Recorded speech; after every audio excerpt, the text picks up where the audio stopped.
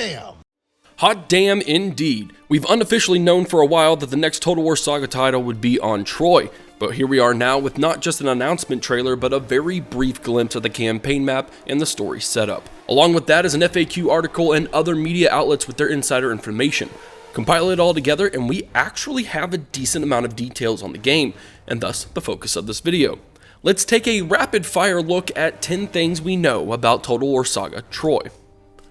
First, to give the scope, mechanics, and game style of Troy, it is being developed using a modified Warhammer 2 engine.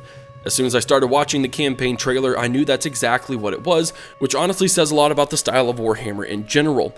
The landscape looks fantastic, the colors are vibrant, and even the details and the burning away in the fog of war is a great touch. The Warhammer campaign map is hands down one of my most favorite design maps in Total War, so I'm quite happy to see it flipped over to the quote-unquote historical side. I put historical in quotations there as Troy is not going to be a purely historical title, though it will lean more towards history than fantasy. One of the best ways to explain this is through the monsters in the game. Total War Troy will indeed feature some monsters of the epic, but not in the way it seems, as CEA has taken the route considering what may have occurred in reality that may have inspired the mythos. Take the Minotaur for example. Instead of an actual bull man, what if it was actually some stupidly hairy large warrior that wore a bull's head as a helmet to intimidate his enemies? It's not outside the realm of possibility, and this is the approach to the mythos that will bring some unit diversity to the table, much to my approval. Taking another step away from a pure historical title is the presence of the gods. While they won't be on the map in physical form, they'll still be very present in the game. Your actions throughout your campaign will gain or lose you favor between the gods. Gain enough favor and you'll receive benefits. The blessings of Ares, the god of war, for instance, will grant your soldiers morale buffs in battle. No doubt the opposite could be said if you're on their bad side. The gods on release will be Ares, Athena, Apollo, Poseidon, Aphrodite, Hera, and of course Zeus. It's a pretty solid variety. It looks like we have 8 starting factions in Troy. The 4 Achaeans or Greeks, King Agamemnon, his brother Menelaus, Odysseus, and Achilles. The 4 Trojans, Aeneas, Hector, and 2 that were unannounced. They'll all have their own unique units, hopefully, battlefield abilities, and campaign mechanics. But with literally dozens of characters in Homer's epic, 8 seems pretty tiny to start out with, but I guess you have to leave something for DLCs in the future. That also already has happened. Shit. Rolling off units and battlefields, Creative Assembly is attempting to shake up battles in Troy. It's an overall simplification of infantry versus infantry combat in this title, meaning that cav units might be scrapped entirely with the exception of some chariots, and range possibly limited to basic archers with more unique slingers and skirmishers. This is further emphasized with a dedication and higher distinction to light, medium, and heavy unit classes and terrain. Heavy elite defensive units will be immune to flanking, for instance, while elite assault troops will be expert flankers.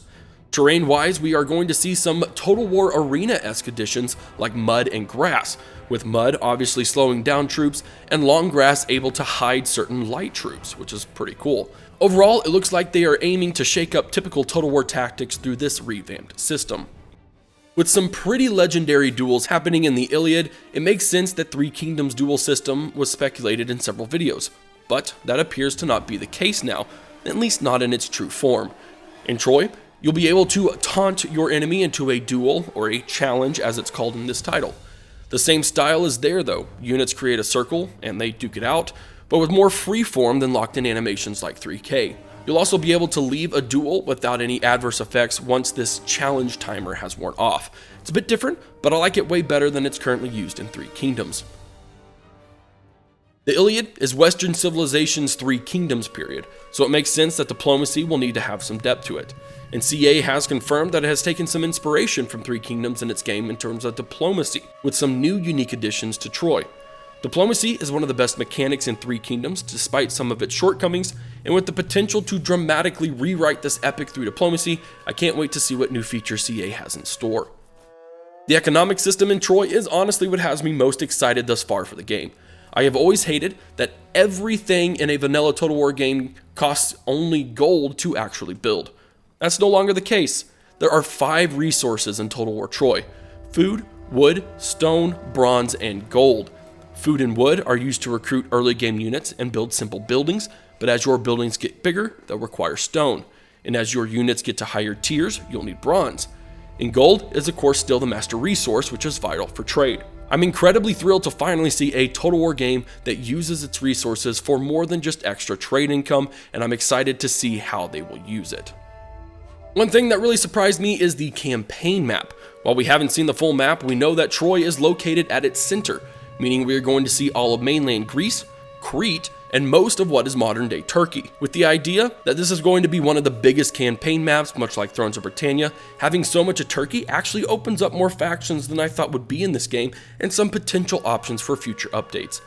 That eastern side of the map doesn't really come up often in discussions on the Trojan War, so I'm curious to see how it gets handled in Troy. Yep, it's confirmed. No naval battles, just Curse of the Vampire Coast style. Two navies meet, they fight on an island. Great, fantastic. What? We are so serious, guys. You're high! Are you out of your mind? No! Okay. This house is a prison! I'm playing bullshit! And there you have it, 10 things we know about Total War Saga Troy. I'm very intrigued by what we've seen just today, and I'm ready to see if CA has it in them to experiment successfully with this Saga title. I guess we'll find out in the coming several months, as it is currently set for a 2020 release date. Thanks for watching. Let me know your thoughts in the comment section down below. Subscribe to the channel to stay up to date with this title and all things strategy. This is Havoc, and I'm out of here.